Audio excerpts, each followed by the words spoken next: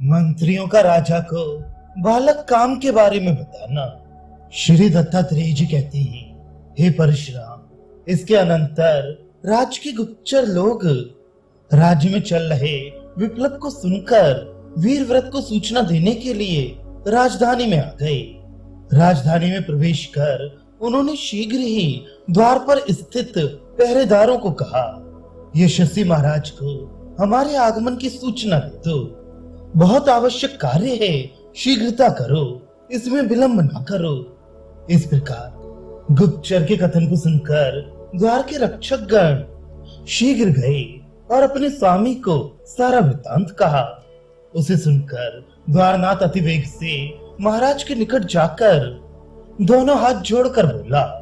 वह उस समय मंत्रीगण, राजाओं सहित नागरिकों, मंडलाधिपति और जहां तहां से आए हुए दूर देशों के दूत, वीर, महाभट, शूर और शत्रु को दहलाने वाले अति प्रचंड करवाल हाथ में लिए शत्रुओं को समर में पराजित करने वाले लोगों से घिरा हुआ सिंहासन पर इस प्रकार विराजमान था, मानो शिखर पर सिंह बैठा हो।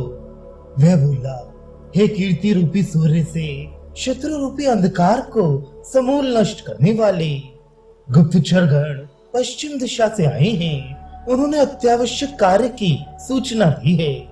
आगे जो आप देव आज्ञा दें वही करूं।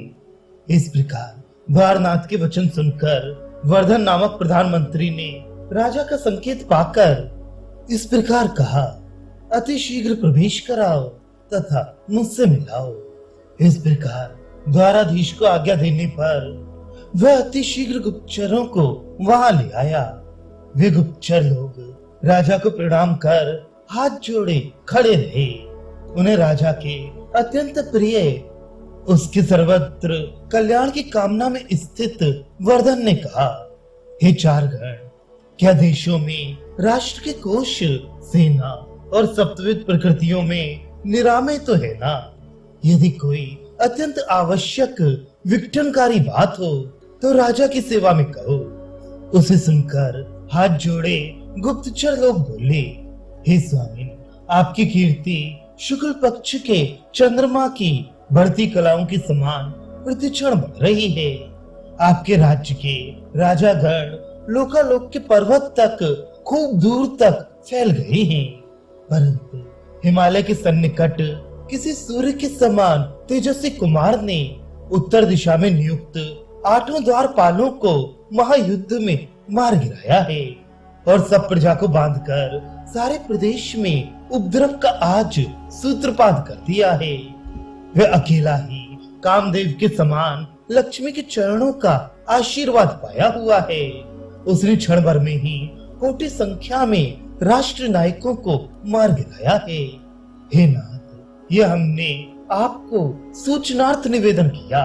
आगे आप ही प्रमाण हैं, जो उचित हो सो करें। इस प्रकार राजा वीरव्रत ने तब उन गुप्तचरों की बात सुनकर बहुत विचार परामर्श कर पास में रखे धनुष बाण और तरकस को शीघ्र संभालते हुए उठकर तत्काल उत्तर दिशा की ओर प्रस्थान किया। उस समय वर्धन शीघ्र राजा के सामने जाकर उसे प्रणाम कर समयोचित कहने वालों में निपुण वह मंत्री अमृत से पूर्ण मधुर वाणी में बोला, हे नाथ, मुझे क्षमा करें। हे भगवान, आप स्वयं ही शुभ मंगल को प्राप्त होंगे। भली प्रकार विचार विमर्श करने वाले के अशुभ दूर से ही नष्ट हो जाते हैं। मंत्रियों के साथ भली प्रकार मंत्रणा करके सामने आए कार्य के भार को वहन करने का स्थिर रूप बना लेना ही अंत में सफल हो। इस प्रकार अपनी बुद्धि से कर्तव्य का बंटवारा करने पर विजय निश्चित है। इस प्रकार उस मंत्री द्वारा विविध प्रकार से प्रार्थना करने पर ध्यान पूर्वक सब बातें सुनकर राजा युद्ध के लिए तैयार हुआ।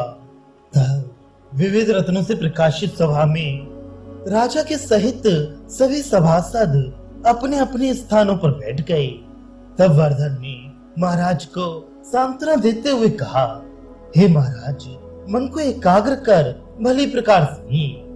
दंड नीति को ग्रहण करके राजागण सुख के भागी बनते हैं। फिर भी भली प्रकार चारों ओर से हानि लाभ का विचार करने वाला ही प्रशंसा के योग्य है। इसलिए सर्वप्रथम मैं उसी बात को बताता हूँ। राजा को भली प्रकार अपने श्रेष्ठ मंत्री लोगों से परामर्श कर सब कार्य करना चाहिए।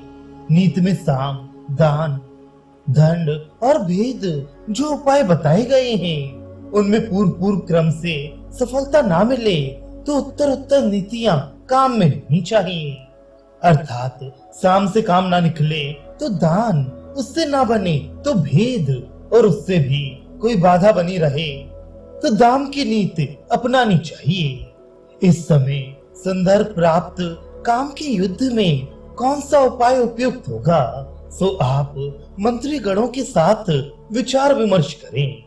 सन्निकट ही कोई समस्या अकस्मात उपस्थित हो जाए तो बिना विचार किए भी उपाय करना चाहिए। उसमें भी विभिन्न उपायों के एक साथ आने पर जिसके अनुगमन करने से शीघ्र सुफल मिले वह ही करने योग्य है। इसके बाद मंत्रियों के साथ खूब परिश्रम कर अपना ध्येय निश्चित कर उसी के लिए प्रयत्न करना इष्ट है। इस प्रकार वार्ता सुनकर राजा ने मंत्रियों का मुंह देखा। उनके संकेत के सहारे से मंत्रियों ने तब अपना अपना अभिमत कहा। किसी ने साम को श्रेष्ठ बताया, किसी ने बाद में दान को बड़ा कहा, अन्य ने दंड की विशेषता निरूपण की। कोई मंत्री जब एक स्थिर निश्चय पर ना पहुंचा, बहुत प्रकार के मत सुन राजा ने कुछ काल बिल्कुल मौन रखा और वर्धन की ओर कुछ देखा। तब वर्धन ने उठकर राजा को प्रणाम कर उसके आगे कहना प्रारंभ किया। हे राजन, आपके द्वारा पूछने पर मंत्रियों ने अपनी अपनी बारी आने पर जैसा अवसर जिसे समुचित प्रतीत हुआ सो कहा, वे सब ही यथार्थ रूप से सत्य है। उसमें भी यहाँ के उपयुक्त समयोचित जो वर्तमान में ठीक हो उसका विचार करना चाहिए। अपने पक्ष के सामने जो समान स्तर वाला हो अथवा शत्रु के पास वह न हो सकने योग्य सेना हो, तब साम का उपाय ग्रहण करना उचित है। जब साम नीति का अभाव हो और शत्रु पक्ष वाला दूसरे राजा लोगों के साथ समझौता कर उनके बल का आश्रय ले, तब दान की नीति उचित है। दूसरे को इसमें लाभ नहीं। जहाँ प्रकृति, राष्ट्र, दुर्ग, पुरी, कोश आदि अपने ही अधिकार पर न हो, दान में सफलता ना मिले तथा शत्रु पक्ष वाला स्वबहु मित्र गण की सहायता लिए हुए हो, तब अंतिम का ही आश्रय सिद्धि देता है। वह भी चाहे तो आदि के दोनों के साम और दान सम्मिलित परिश्रम से ही बहुतों का आश्रय लिया हुआ भी, जब अन्य कोई किसी न किसी बाधा के आ जाने पर अन्य की अनुपस्थिति में चतुर्थी उपाय कहा गया है। जहाँ साम से भली प्रकार काम संपादनीय ना हो, ना चलता हो, तो दंड को ही प्रयोग में लाते हुए किसी न किसी बाधा के बीच में आने के कारण अनर्थ ही संभव है।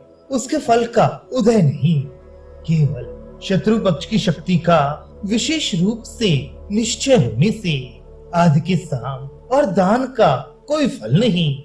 आधे ही ठीक है। इसलिए और परपक्ष का ये सब अनर्थ का कारण ही होता है। कोई सुफल की प्राप्ति नहीं होती। पर के प्रयोजन का विशेष रूप से निश्चय होने से आरंभ के दोनों की कोई आवश्यकता ही नहीं। आदि के द्वारा भली प्रकार काम निकल जाने पर सामने आने के कारण साम के एकाकी हो जाने से दूसरे का प्रयोग नहीं करें। इसलिए अंतिम जो भेद उपाय है उससे अपना साधन ही इष्ट है, वह अगत्य अवशिष्ट रह जाता है। उसमें भी अंतिम नीति का भले प्रकार विवेचन किए बिना करने वाला मनुष्य दुख का भागी बन जाता है। एक 5 वर्ष के बालक ने राष्ट्रीय शरों को जीत लिया। वह देवगढ़ के कार्य के लिए आया हुआ है। इसलिए साम, दान, दंड और भेद, इन चारों में एक के बाद दूसरी नीति का उत्तरोत्तर विचार करना उचित है। उसमें राज आदि में दान की नीति श्रेष्ठ होते हुए भी उसका यहाँ उपयोगी प्रयोजन नहीं है। दान में समुन्नति नहीं होने से समान बल की खोज करनी अपेक्षित है। एक कुमार है, उसके द्वारा एक क्षण में सभी अधिपति लोग परास्त हो गए। जो कोटि संख्यक हैं, सभी उससे अत्यधिक बलशाली थे।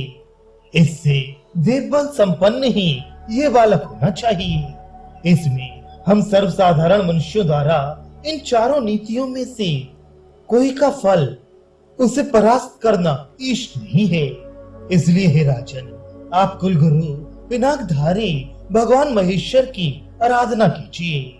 उनकी कृपा से सब आपके मतानुसार सिद्ध हो जाएगा। इससे दूसरा कोई उपाय मेरी बुद्धि में नहीं आता। अपने बल शक्ति के साथ ही बुद्धिमान लोग अपने नीचे के व्यक्तियों को समाक्रांत कर लेते हैं, उन पर विजय पा लेते हैं। इसलिए हे महाराज, मैंने अपनी ओर से जो मुझे जचा वह कहा। आप अपने सभी मंत्री परिषद के सदस्यों के साथ विमर्श करने के अनंतर उसे क्रियात्मक रूप से सफल कर सकते हैं। सबके मतों से अति उत्तम वर्धन की मान्यता को स्वीकार कर सभी सदस्य मंत्री लोगों ने आदर पूर्वक साधुवाद दिया।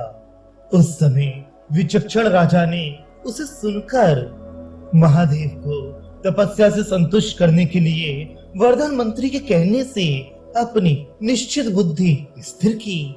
शुभ कार्य के लिए आचार्य प्रमुखों द्वारा विप्रगण द्वारा उसे विधिवत आज्ञा मिली।